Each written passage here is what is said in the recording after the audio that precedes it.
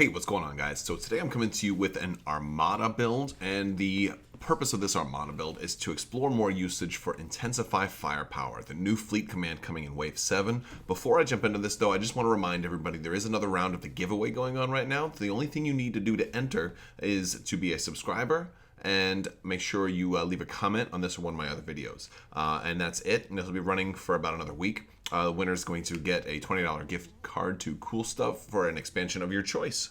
So that's that's good for whatever games you play, even if it's not Armada.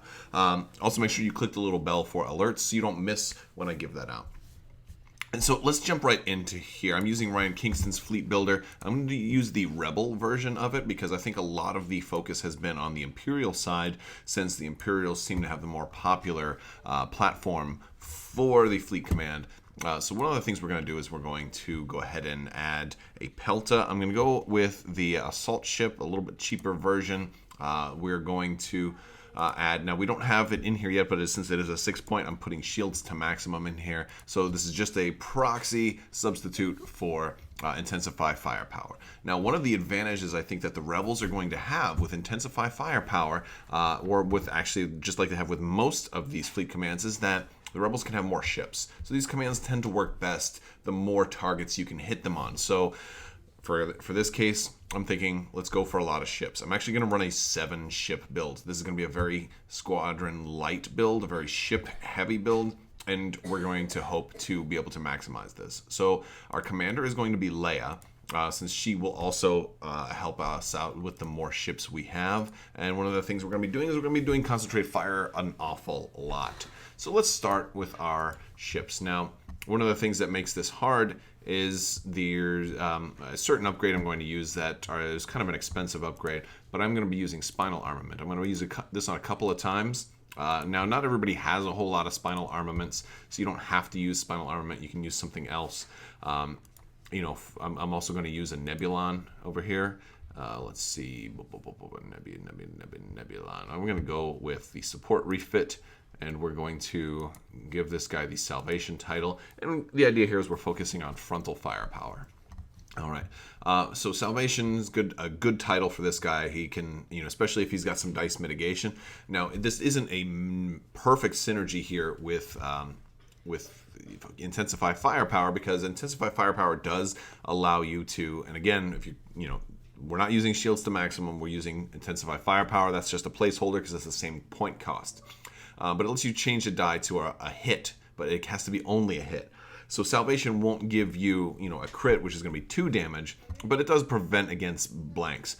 Leia is also giving you some help there, because if you reveal the Concentrate Fire command, you also get 1 reroll. So we're looking at 2 separate dice mitigation per ship, considering most of these ships are only going to roll like 2 or 3. Then it turns into something that's really nice. So, and this is going to be good. Like the Hammerheads having spinal armament, giving them 3 dice. They only really need to roll 1 double hit, right? Because then the other 2 dice can get mitigated. We can re-roll one of them with Leia if we've done Concentrate Fire, and then we can turn another one to a hit if all else fails. So we've got some mitigation there. We're also going to give these guys gunnery teams so they can attack twice. So that's going to be nice. And also that's another thing that really is going to be nice with Intensify Firepower is gunnery team, since you can attack again. Now the Nebulon B is also, I'm going to give him spinal armament. Now, not too many people are going to load up on Liberties, because that's currently the only place you can get spinal armament. I actually only have 2 right now, so if I have borrow one from somebody else, I can run this build. If not, one of the things that you can do though is you can just swap it for something like in the Nebulon's case, you could potentially take slaved turrets, because usually you're only going to get that one frontal shot, so it's kind of worth sacrificing the side shot. Or you can go with something like XI7s is kind of pretty much always good. But quad battery turrets is not terribly bad. And you could put, if you don't have spinal armaments, you could potentially put quad battery turrets on the Hammerheads. So there's a lot of other cards in here that are going to work for you also. But if I'm doing wishful thinking here, we'll go ahead and do a spinal armament on there as well. So what else are we going to add? We are going to add 2 more Corvettes. So we're going to go with the Torpedo Corvettes in this case. I would love to go with all Scout Corvettes, but they become a little bit more expensive to do everything that I want to do with them, so we can't do that. These guys can potentially be just as an even nastier threat, especially if we give them each external racks.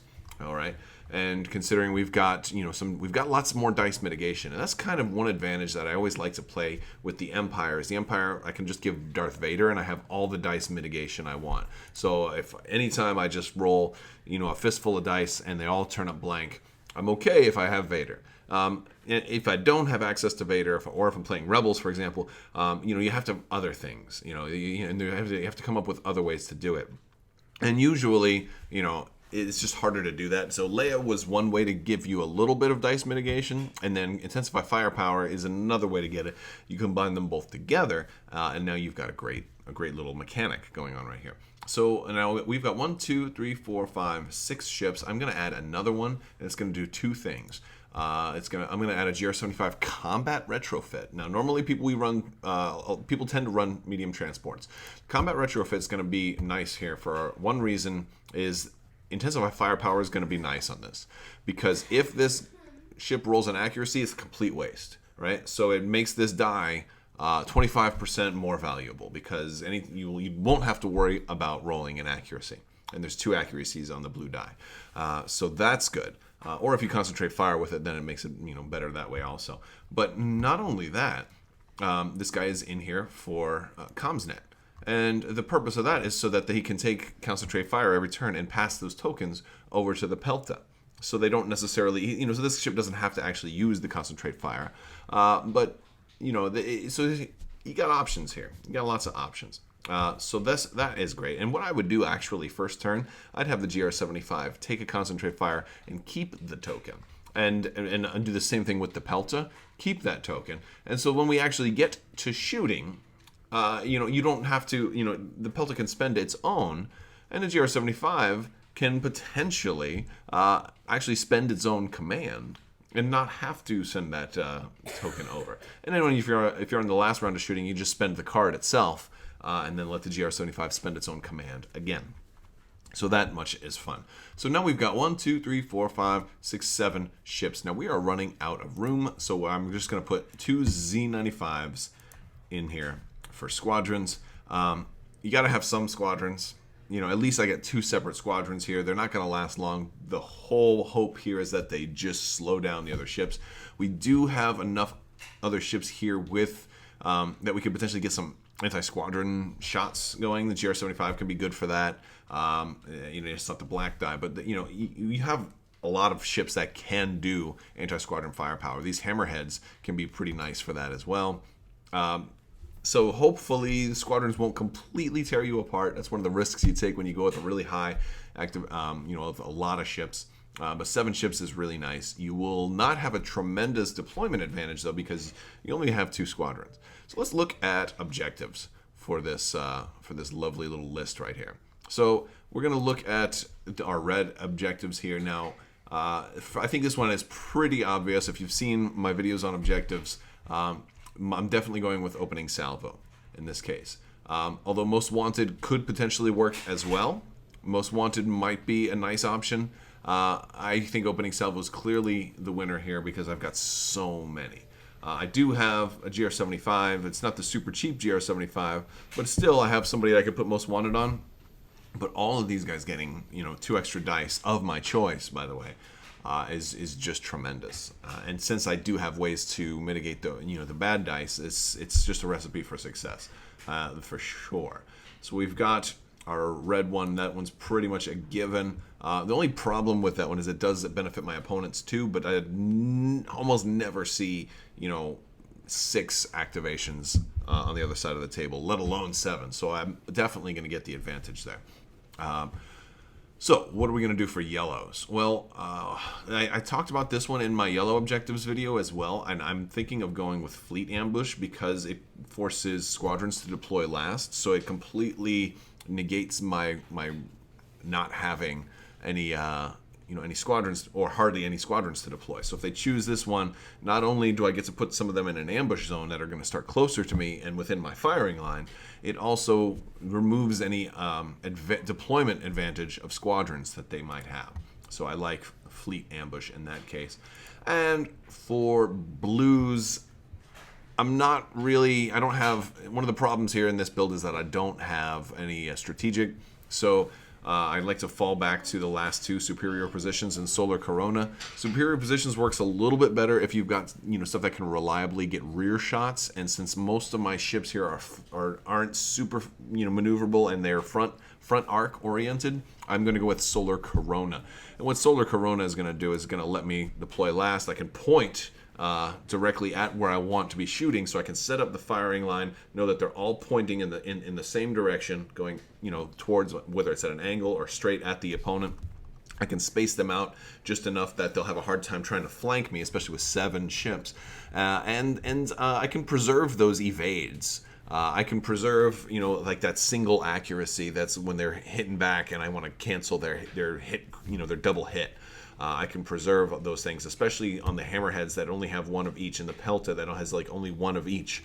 I think Solar Corona is going to be really good there. So those are the objectives, folks. And this is, again, this is shields to maximum. I think it's possible that you might get more value out of running Riken here as opposed to Leia if you wanted to send the hammerhead torpedo corvettes, up a little bit first. So that is definitely a possibility, but the reason Leia's there is to double up on my dice mitigation that Concentrate Firepower will give you, because she'll, if you're doing Concentrate Fire, like I'm hoping to do most turns, then we'll be able to get those rerolls and also a die changed over to from a blank to something else. But let me know what you think. Would you run Riken instead of Leia in a build like this? I'm going to pull up the printer function here so we can take a good look at it. There it is, folks. And here, let's zoom in a little more. There it is. All right, guys. Well, that is the build. Let me know what you think. I hope you like it. I'm curious what your thoughts are on Intensify Firepower. Do you think it's better for the Empire, or do you think it's going to be better for the Rebellion? Granted, you can do similar builds on the Empire, but you have to include an ISD, so you're going to spend 100 points and more just on the ship to get that command in the game. So let me know what you think, guys. Thank you guys so much for watching. Make sure you like this video. Leave me a comment if you liked the video. Like it. If you don't like it, you don't have to like it, but I still appreciate it when you do. And thank you guys so much for watching. Have a great day.